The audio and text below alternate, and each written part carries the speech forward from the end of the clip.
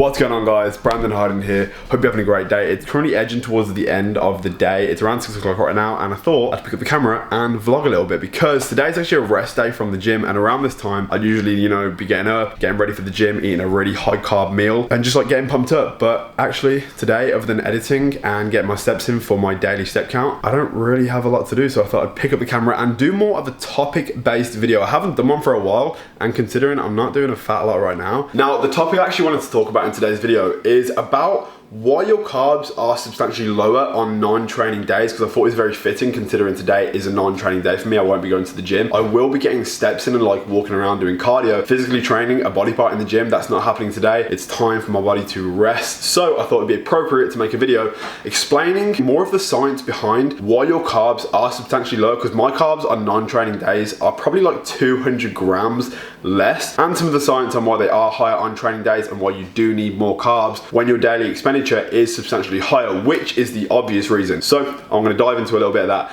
later on in the video, but first, just defrosting some chicken for tomorrow. I've got some turkey mince right here, less than 2% fat. I've got some broccoli and asparagus that I need to cook now for the next meal, and here is the chicken that I'm going to be having for meal number 3. It's a little bit late to be having meal number 3. It is almost 6 o'clock, but I woke up kind of late today, so I'm just working with what I got. I'm going to end up going to bed a little bit later to get all my meals in, whatever it takes to get the calories in the day. Before we do get into meal number 3, I thought right now I'd give you guys a physique update. I thought it'd be pretty interesting. We're just over a week and a half into prep right now. It's a Thursday, so I thought it'd be interesting to go upstairs in the bathroom, take the shirt off, and show you guys my current physique this far into prep. Just keep in mind real quick, it's later in the day to the comparison I'm about to do to the very beginning of this prep, so I'm going to be a little bit fuller. I have some more meals in me, and I'm not fasted right now, so there might be a slight difference. I can't imagine there'll be too much difference, but now we're going to do the physique update. I think we're good.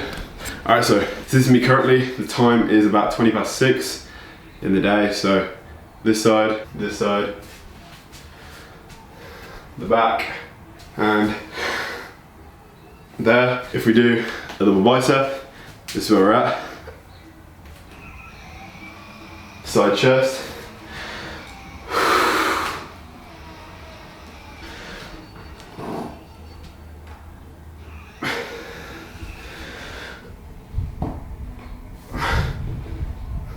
This is where my physique is currently at. Like I said, we are currently a week and a half into prep. I'm feeling really good as far as the diet's concerned. I definitely feel a lot fuller because I am consuming like 4,000 calories a day, around 3,000 on non-training days, but feel pretty good with my progression so far. But to show you guys a side by side to see the actual progression, this is where we're at.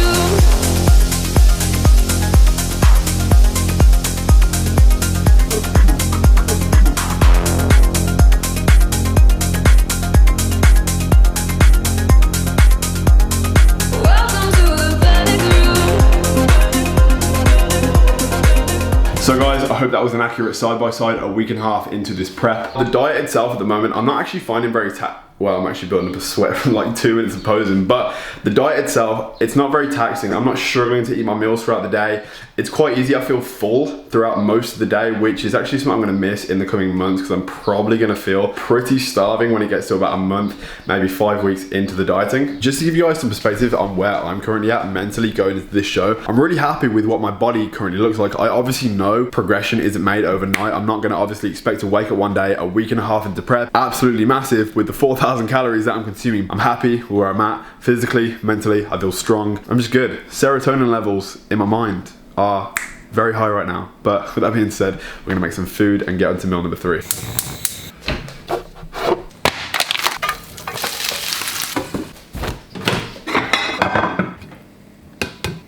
We have 220 grams of chicken breast, 50 grams of green vegetables, and 200 grams of sweet potato. I'm gonna demolish this right now and then show you guys a package I was sent in the mail. And here we have, boys and girls, gains were just made. And some more gains are about to be made, because here we have the package. I just love getting new packages. It feels like Christmas, you know, when something comes through the door and you don't know what's gonna be inside it. I know what is inside it, but it could potentially be different colors. I just really like getting new packages. Here we have the package. Obviously, as you can see, it's Alphalete. Anything you wanna buy that is Alphalete, there's a link in the description if you're interested in what's in this bag or anything else that they have to offer. So, we have the new Alphalete bags. we have it in red and we also have it in this sick green color. I'm actually really excited about this because I've been seeing the new Alphalete bags on their Instagram and they look quality. And I've had the same gym bag now for the past 6 months, so it's gonna be a nice change.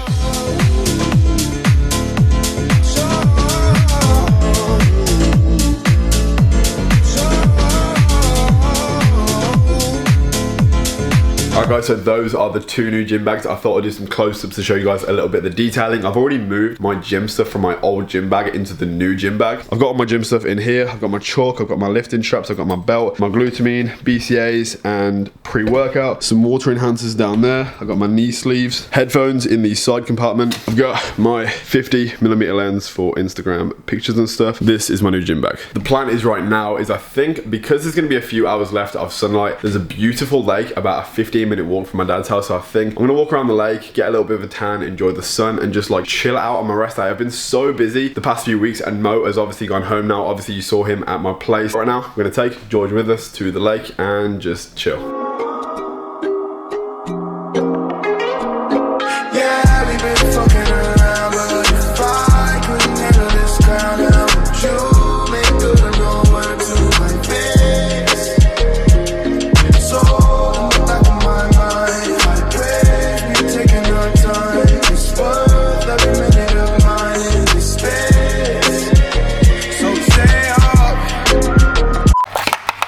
I don't know about you, but after being in that heat for the past hour, walking George, I couldn't think of anything better. If you've never separated your Monster from the can in a glass with a little bit of ice, I'm not sure you can say you've drank a white Monster. Alright guys, so it's currently the next day now. Got back yesterday from walking George. Had a really good time with him actually. Actually stayed out a lot later than expected because I was just like chilling out. It was a relaxing time. The sun was setting. Me and George just laid out on one of the decks and stuff for a few hours. Got a little bit of a tan. I obviously don't look tan right now because I'm, you know, forever pale. It's the next day now. We're about to chill the out and play some Fortnite. Yes, I do play Fortnite. Not on a regular basis. I feel like I'm kind of wasting my life when I play video games way too much, but once a week I do allow myself a few hours to play some Fortnite. That's a story for another video, but we're about to dive into the main topic of this video, which is why your carbs are lower on non-training days versus training days. We're going to actually flip this around because it's better to talk about why you should have higher carbs on training days over lower carbs. It's just easier to explain why you need the carbs on training days. My carbs are around 150 to 200 grams higher than on non-training days, which is actually a substantial amount, but this is kind of more of the reason why. Other than the obvious reason that I spoke about earlier,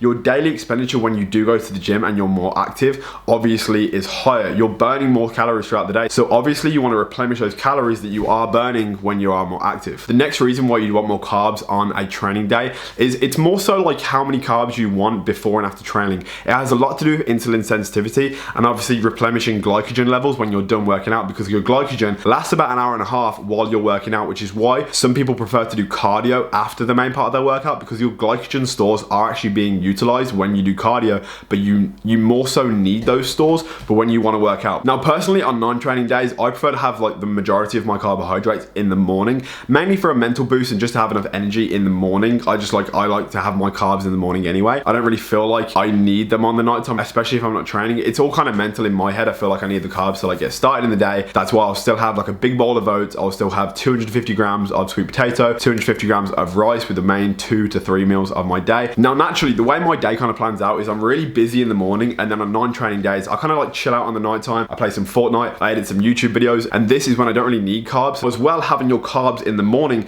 it keeps your blood sugar levels a little bit more stable throughout the day. Obviously you don't want a massive spike of insulin or glucose when you're just trying to chill out on the nighttime.